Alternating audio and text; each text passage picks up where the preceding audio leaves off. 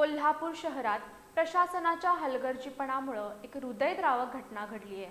जवाहरनगर परिसरातील सरनाईक वसाहतीत पाण्यानं भरलेला 20 फूट खोल खड्ड्यात पडून 5 वर्षीय इजान अक्रम बारगीरचा दुर्दैवी मृत्यू झाला। गेली 8 वर्ष हा खड्डा मुजवण्यासाठी नागरिकांचा पाठपुरावा सुरू असतानाही महापालिकेच्या दुर्लक्षामुळे एक निष्पाप बालकाचा जीव गेला। संतप्त नागरिकांनी संबंधितावर सदोष मनुष्यवधाचा गुन्हा दाखल करण्याची मागणी केली आहे।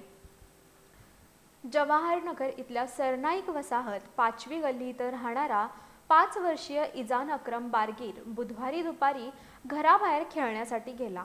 बराच वेळ झाला तरी तो परत न आल्यानं कुटुंबियांनी शोधाशोध सुरू केली।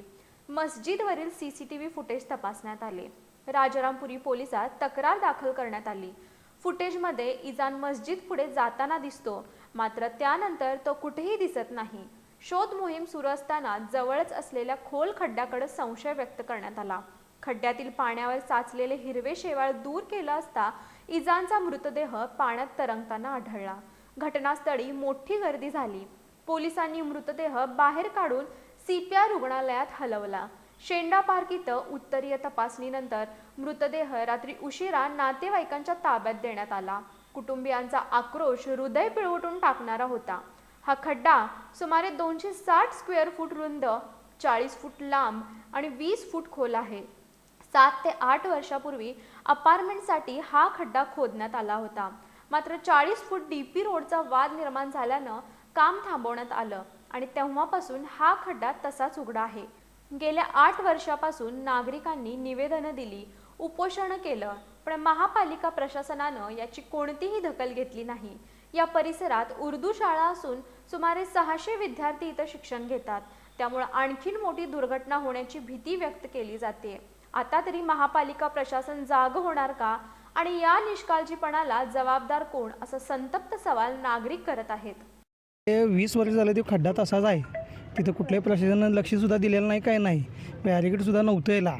मुलग्यानं ती खेळता इथं मुलगा येऊन तिथं पाण्यात पडला आहे। आता प्रशासन सगळी जागे व्हायला लागले आहेत आणि इतके वेळी कुठला महापौर, कुठला नगरसेवक, कुठला जाग्याचा मालक कुठला तिथं येऊन फिरकलेला नाही। आता एवढी मोठी घटना झाल्यावर येऊन बघायला लागलेत की आता कसं मुजवायचं, काय करायचं आत्ता बघायला लागले। तर इतके वेळी ती झोपलेलीच होती ती, कोणा नाही। काल आम्ही स्वतः जाऊन आम्ही ते बाळाला आम्ही काढले, तिथं पाण्यातून बाहेर काढले। अजून किती तर तिथे गेल्याचं तरी बी लक्ष दिलं नसतं। आता सगळी पब्लिक गोळा झाल्यावरती सगळी महापौर तीन सगळी इथं येऊन बघायला लागल्यात, तरी बी अजून ती तळ्यामळ्यात आहे, अजून काढायला तयार नाहीत। जोपर्यंत इथला निर्णय काय होईना तोपर्यंत आमची इथली कुठलीही माणसं इथे एक जागेला हलणार नाहीत म्हणून सांगते। सरासरी इथं डबराच्याच त्याचा निर्णय लागायला पाहिजे। जाग्याच्या मालकाने इथं लक्ष दिलेलं नाही। जाग्याच्या मालकाने जर पहिले जर तटबंदी जर केली असती, जर कोणाला आत जर यायला द्यायला नसतं तर हे प्रकरण झालेच नसते। आज एक गेले, अजून किती जण तिने घालवणार असले तर त्यांचं जर काय फायदा होत असेल ते घालवून तर तिने बघावं, खरं पण ह्याचा परिणाम त्यांना भोगायला लागणार आहे चांगला। आता एवढा मोठं प्रकरण झालेलं आहे, तरी पण या जागेचा मालक आणि ते जो कॉन्ट्रॅक्टर आहे ते इथं हजर नाही आहे। त्यांचा मोबाईल पण स्विच ऑफ आहे। मग या पब्लिकनं करायचं तर काय, जाऊन भेटायचं कोणाला? आता जे पोरगा वारलं आहे त्याचं जबाबदार राहणार कोण? हे प्रशासनानं ऐकून घ्यायला पाहिजे आणि ज्याच्यावर निर्णय काय तर ठोस निर्णय घ्यायला पाहिजे। आणि यांचं हे जर काय झाले तर आम्हाला लवकर कळवायला पाहिजे की बाबा काय तुम्ही निर्णय घेतल्याचा, आणि हे लवकरात लवकर खड्डे हे मुजवायला पाहिजे। कारण की इथं एक नाही, इथं ह्याला लागूनच उर्दू स्कूल आहे, त्यात 450 पोरं आहेत। चुकून खेळताना बॉल गेलं, काय झालं, कोण जबाबदार राहणार कोण? संबंधितांवर सदोष मनुष्यवधाचा गुन्हा दाखल करण्याची मागणी जोर धरू लागली आहे।